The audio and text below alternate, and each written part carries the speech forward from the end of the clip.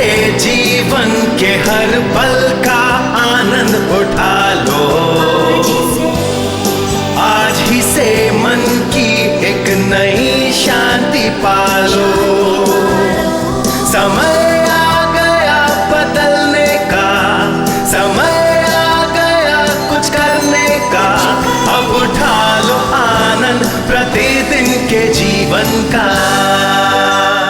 आज मेरी प्रवचन का शीर्षक है, मैं कभी भी नहीं डिगूंगी।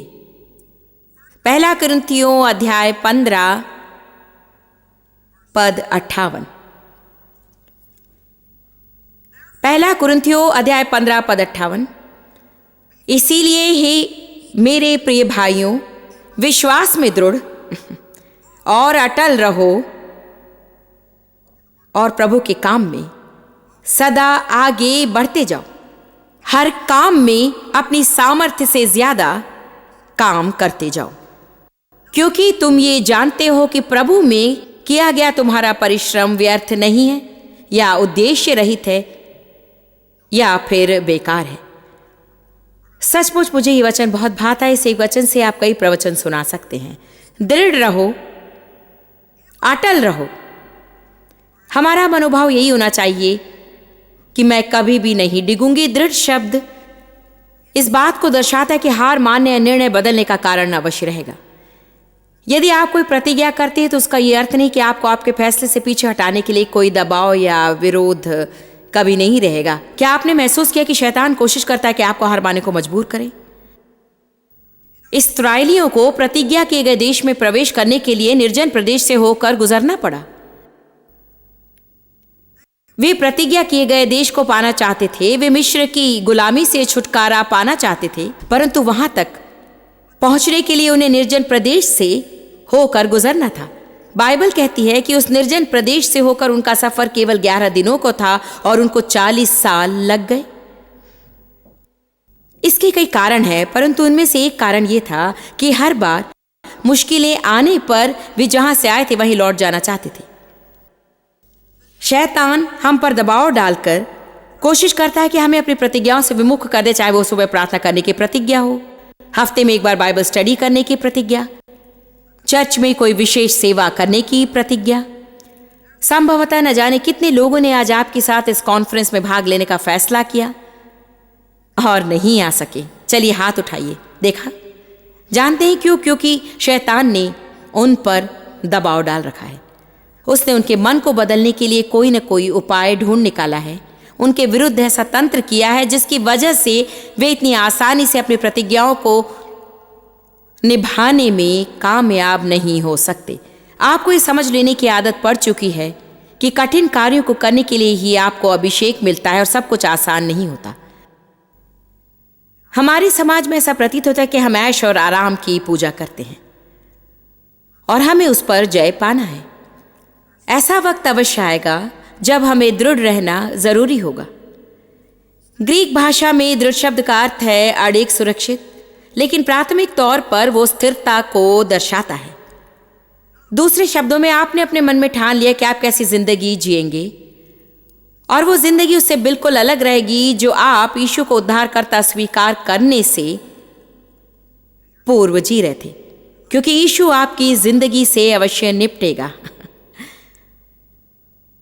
वो कभी भी उस रविवार के बक्से में बंद रहकर खुश नहीं रहेगा जिसमें आप उसे रखते थे। वो उस बक्से से आजाद होकर निपटना चाहता है आपके सोमवार, मंगलवार, बुधवार, गुरुवार, शुक्रवार और शनिवार से भी। आप समझ रहे हैं ना? वो आपके पहनावे, आपकी क्रियाएं, आपका खान पान, आपके धन, आपकी बातचीत, आपकी सोच, सब में शामिल होना चाहता है। वो आपकी सारी योजनाओं में भाग लेना चाहता है। उसे ऐसे लोगों की तलाश नहीं जो कि रविवार के संत और सोमवार के पापी हों, या रविवार के वीर और सोमवार के कायर हों।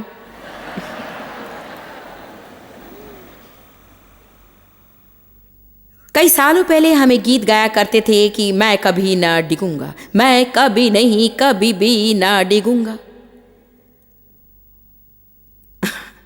और आप जानते हैं, रविवार के दिन उसे गाना बड़ा आसान होता है। परंतु सोमवार को उतनी आसानी से डगमगा जाते हैं। हमें उस गीत को अपने जीवन में समा लेना चाहिए। कल जब मैंने प्रार्थना की तो मेरी प्रार्थना थी कि लोग निर्णय लें। इस सम्मेलन के दौरान पहले से ही कितने लोगों ने निर्णय कर लिया है। मेरा विश्वास है कि बाकी लोग आज निर्णय लेंगे और मुझे विश्वास है कि आप ये एहसास कर लेंगे कि आप अब तक दुचित्ता रहे हैं, कुछ गुदगुदे स्वभाव के और शायद दो राहों पर चलने वाले। और मैं मानती हूं कि आज आप में से कुछ लोग इस बात को मन में ठान लेंगे। मैं जानती हूं कि मेरा विश्वास क्या है, जानती हूं कि इस काम से बुलाई गई हूं, ये कि मैं कहां से आई हूं, परंतु ये भी जानती हूं कि मैं कहां जा रही हूं और मैं बीच का रास्ता नहीं लूंगी। मेरा यही विश्वास है और मैं इस पर अड़िग हूं। और चाहे किसी को अच्छा लगे या मुझे कुछ भी त्याग करना पड़े या मुझे जिससे भी गुजरना पड़े, मुझे उसकी परवाह बिल्कुल नहीं और मैं अपनी प्रतिज्ञाओं और अपने फैसलों से नहीं हटूंगी। मैं आपसे कहती हूं, इस पृथ्वी पर आप या तो किसी बात पर अड़िग रहिए या फिर आप सभी बातों में गिरते रहेंगे। मैं जानती हूं मेरा विश्वास क्या है, जानती हूं कि किस काम से प्रभु ने मुझे बुलाया है। लोगों को अच्छा लगे या ना लगे या मेरी आलोचना की जाए, मैं कभी भी ना डिगूंगी। जानती जब लोग धकेलेंगे मैं उनमें से किसी को जवाब नहीं दूंगी। आपको ये समझ लेना चाहिए कि जब इसका अंत होगा, और यह अवश्य होगा, आपको किसी के सवालों का जवाब नहीं देना होगा, परंतु केवल प्रभु ही आपसे आपके बारे में पूछेगा। हम में से हर एक व्यक्ति परमेश्वर को अपना अपना लेखा देगा। रोमियो 14:12। हम में से हर एक व्यक्ति परमेश्वर को अपना अपना लेखा अवश्य देगा। मैं बस यही सुनना चाहती हूं, धन्य है उत्तम सेवक, तू धन्य है। चलिए प्रभु की स्तुति कीजिए।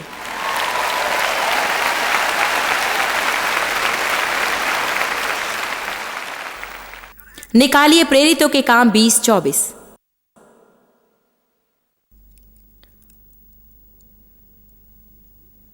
पौलुस कुछ जटिल बातों से होकर गुजरा है ना।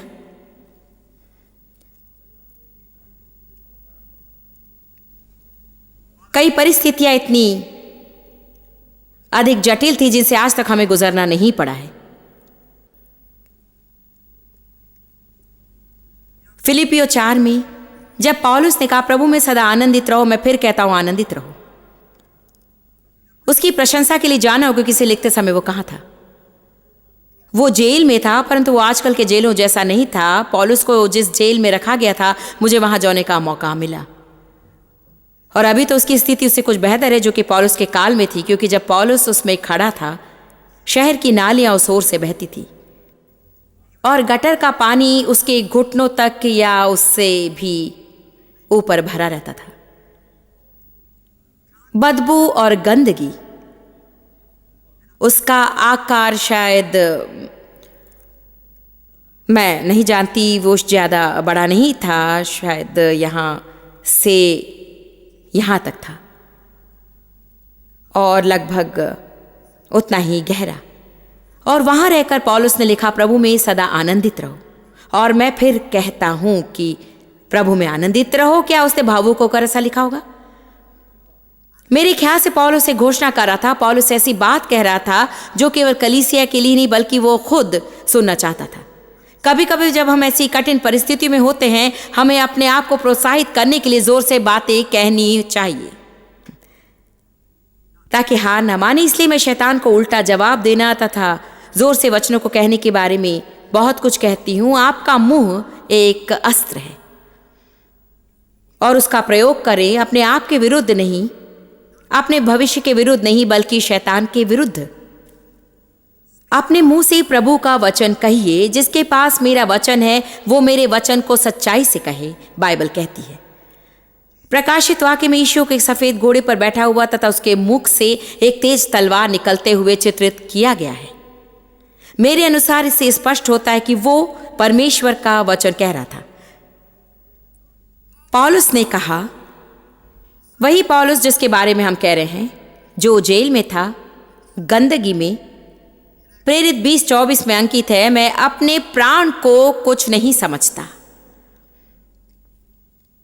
न जाने आपको कैसा लगता है, परंतु मुझे तो लगता है वाह, ये कहने का मन करता है, हां, मैं भी उसी की तरह रहना चाहती हूं। प्रेरित 20:24, परंतु मैं अपने प्राण को कुछ नहीं समझता कि मैं उसको प्रिय जानूं। देखिए, यदि हम अपने आप पर प्रेम रखें तो हम किसी भी बातों से होकर नहीं गुजरेंगे, क्योंकि हमारा ध्यान सदा हमारी चिंता, हमारे ऐश और आराम पर ही लगा रहेगा। मैं तो अपनी दौड़ को पूरा करना चाहता हूं आनंद से। इसमें से अभी मैं इतना ही पढ़ूंगी। कुछ वर्ष पूर्व इसी वचन से मैंने एक श्रृंखला में प्रवचन सुनाया था, क्योंकि मुझे ये पसंद है। मैं अपने प्राण को कुछ नहीं समझता। अद्भुत। आज किसी को इसे समझना जरूरी है। मैं अपने प्राण को कुछ नहीं समझता।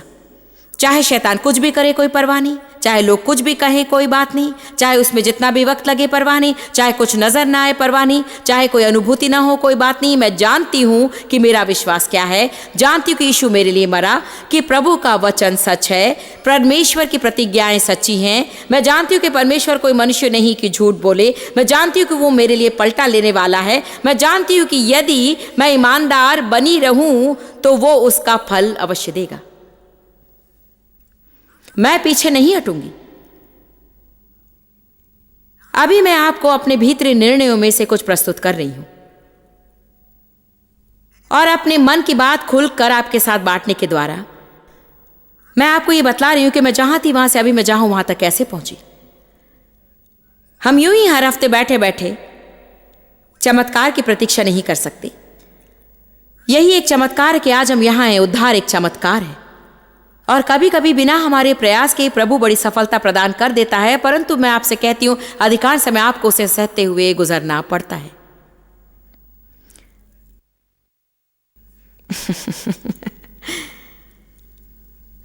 हमारे जीवन में पवित्र आत्मा का सामर्थ्य इसलिए नहीं दिया गया कि हम हर समय चीखते चिल्लाते फिर सकते हैं। नहीं नहीं नहीं नहीं नहीं नहीं नहीं नहीं नहीं नहीं नहीं नहीं नहीं, मुझे नहीं लगता कि मैं आगे बढ़ सकती हूँ। मैं साल भर की प्रार्थना करती आ रही हूँ और अभी तक मैंने कुछ नहीं पाया। देखिए, मैं किसी के दुख या दुविधा का मजाक उड़ाना नहीं चाहती हूँ, पर मैं तो यही कह रही हूँ कि आपका दुख उतना ही है जितना कि आप सह सकते हैं। वो उतना ही होगा जितना आप सह पाए। और बाइबल कहती है और हमें वचन देती है कि प्रभु हमारी सहन से बढ़कर कुछ नहीं होने देता, परंतु हर परीक्षाओं के साथ वो उससे बचने का मार्ग भी बता देता है, क्योंकि वही मार्ग है। हमें ये कहना छोड़ देना चाहिए, मैं सह नहीं सकती, मैं नहीं कर सकती, मैं एक और दिन इसे बर्दाश्त नहीं कर सकती। जब भी हम ऐसी बातें कहते हैं, हम खुद को निर्बल बनाते हैं और दुर्बल दुर्बल दुर्बल होते जाते हैं। कभी कभी लोग हार मानकर छोड़ देते हैं और कभी कभी वे पिछड़ भी जाते हैं, वे मिस्र को लौट जाते हैं, परंतु इसलिए नहीं कि उनकी मजबूरी है, वरन इसलिए कि वे ये नहीं जानते कि विश्वास की अच्छी लड़ाई कैसे लड़ी जाए, और ये कहना कि मैं कभी नहीं डिगूंगा।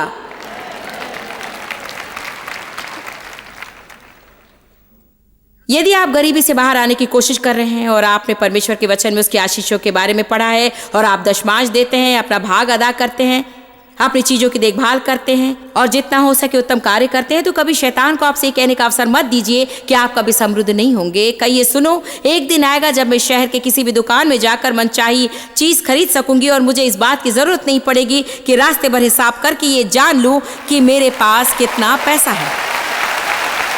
मैं सदा सादा खाना नहीं खाऊंगी, मैं वो सब कुछ खा सकूंगी जिसे खाने को मेरा दिल ललचाएगा।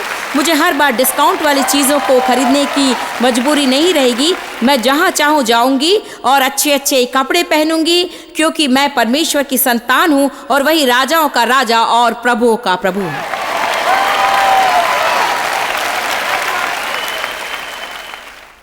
इसी वक्त मैं आपको बता सकती हूँ कि यदि आप पर आध्यात्मिक आत्मा सवार है, ठीक, अभी आप आधे पागल हैं।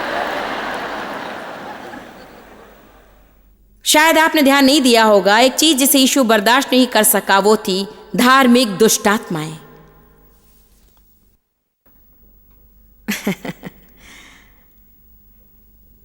मेरे जीवन में मैं कभी उन लोगों को कभी नहीं समझ सकूंगी जो हमेशा लोगों से कहना चाहते हैं कि वे कुछ नहीं पा सकते। आप इसे परमेश्वर के वचन में नहीं पाएंगे। देखिए, हम वो सब पा सकते हैं जिसे हम संभाल सकते हैं। यदि आप धन्य ना हो तो दूसरों को धन्य कैसे करेंगे? जहां है वहीं से आरंभ करें, और यदि आप शुरुआत ही ना करें तो वहां तक नहीं पहुंच पाएंगे जहां आप जाना चाहते हैं। परंतु हार मत मानिए, शैतान को आपको बिठा देने का अवसर कभी मत दीजिए। रुकिए मत। शैतान को यह कहने का अवसर मत दीजिए कि आपकी नौकरी में पदोन्नति नहीं मिलेगी, यह कि आप जीवन भर अकेले ही रहेंगे। यह कभी मत कहिए कि आपका किसी से अच्छा संबंध नहीं रह सकता। उसकी बुरी बातों को मत सुनिए और कहिए, शैतान मैं कभी ना डिगूंगी। मैं एक जो कोई हूं और प्रभु का वचन, प्रभु की प्रतिज्ञा जो कोई चाहता है उसके लिए ही है।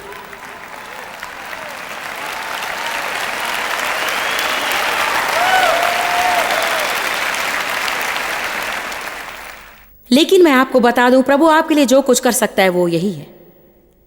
जीवन और मृत्यु दोनों को तुम्हारे सामने मैंने रख दिया है। जीवन को चुनो। आपको फैसला करना है।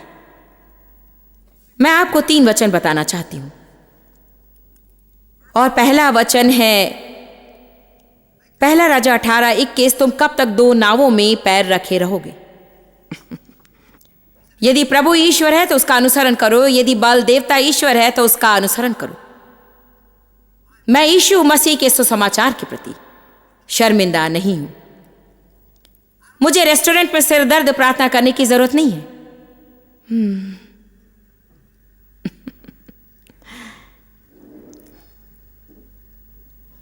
मुझे चीखते चिल्लाते अपनी मूर्खता को प्रकट करने की जरूरत नहीं है, परंतु सबके सामने भोजन के लिए प्रार्थना करने में नहीं शर्माऊंगी। किसी कतार में मित्र के साथ खड़े रहकर जरूरी नहीं कि धीमी आवाज में परमेश्वर के बारे में बातचीत करें। मैं 2 नावों में पैर नहीं रखूंगी। प्रकाशित वाक्य 3:15-17 कहा गया है, गुनगुने फैसलों से प्रभु नफरत करता है। अच्छा होता कि तुम ठंडे होते या गर्म, तुम गुनगुने हो, इसलिए मैं तुम्हें अपने मुंह से उगल दूंगा।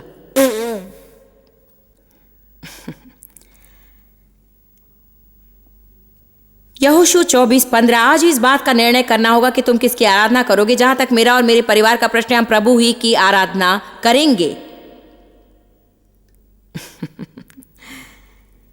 यदि आप मौलिक रूप से प्रभु की आराधना करने वाले हैं तो आप आध्यात्मिक रूप से भी प्रभु की आराधना कर सकते हैं। मैं बता सकती हूँ कि हफ्ते में 1 बार चर्च जाने से आप लोग अधिक नाराज नहीं होते हैं।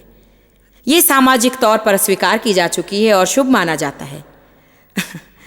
परंतु यदि आप उसे अपने जीवन में अपनाने लगते हैं, उसको क्रियान्वित करने लगते हैं, अपनी प्रतिज्ञाओं को पारिवारिक बैठकों में लागू करने लगते हैं, यदि अपने मित्रों के साथ अपनी प्रतिज्ञाओं को लागू करते हैं, तो आपको कीमत चुकानी होगी। यदि आप सचमुच कर्तव्यनिष्ठ, अर्पित, उग्र यीशु के संग चलने वाले मसीही हैं,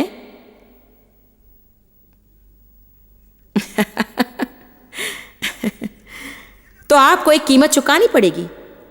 यीशु ने कहा, यदि कोई मेरा शिष्य बनना चाहे तो वो अपना क्रूस उठाकर मेरे पीछे चले।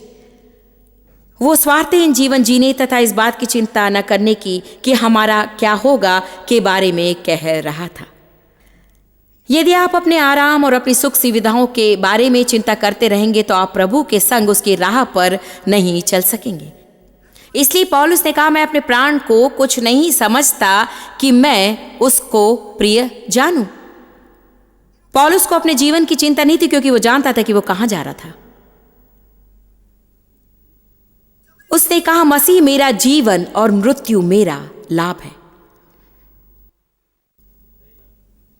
आज संसार भर में ऐसे लोग हैं जो अपना जीवन त्याग रहे हैं, अर्थात अपना शारीरिक जीवन सुसमाचार फैलाने के लिए। एक देश में हमारे 2 व्यक्ति थे जिनका नाम मैं नहीं बताना चाहती। वे गुप्त रहकर हमारी पुस्तकों का अनुवाद करके जगह जगह पर उन्हें भेज रहे थे। वे न केवल हमारे लिए बल्कि कुछ और लोगों के लिए भी काम कर रहे थे। वे खतरे से परिचित थे। उन्होंने कहा, हम मसीह के लिए अपनी जान देने को तैयार हैं। मुझे ये कहने में खेद है कि 3 हफ्ते पहले उन दोनों का अपहरण किया गया और उन्हें ले जाकर सताया गया और यीशु मसीह के सुसमाचार की खातिर उनकी हत्या की गई। आजकल हमारे समाज में ऐसा हो रहा है।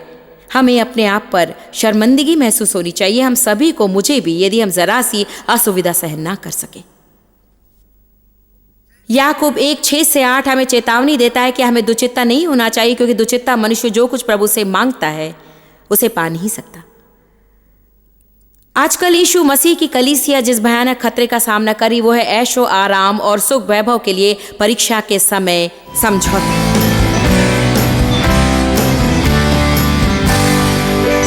हम परमेश्वर के सहभागी हैं, अर्थात उसका एक भाग है और हमारा एक भाग है।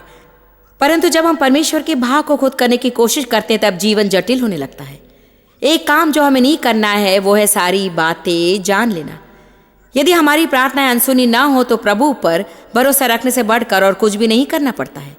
सारी जानकारी पाना हमारा काम नहीं, हमारा काम है प्रभु में विश्वास और ये निश्चय करना कि पवित्र आत्मा की सहायता से हम आगे बढ़ते रहेंगे और कभी हार मानकर पीछे नहीं हटेंगे। और मुझे लगता है कि आप अपने आप को सताने में बड़े तेज हैं और मेरा विश्वास है कि ये उपदेश आपके लिए सहायक होंगे और आपको उन कार्यों को करने के लिए प्रेरित करेंगे जिन्हें आप पहले से ही करना जानते हैं, पर आपको कुछ अतिरिक्त मदद की जरूरत है। मैं मानती हूँ कि इस उपदेशात्मक श्रृंखला पर जो अभिषेक है वो आपको आपके बंधनों से छुड़ा देगी। सच मानिए, चिंता एक बंधन है।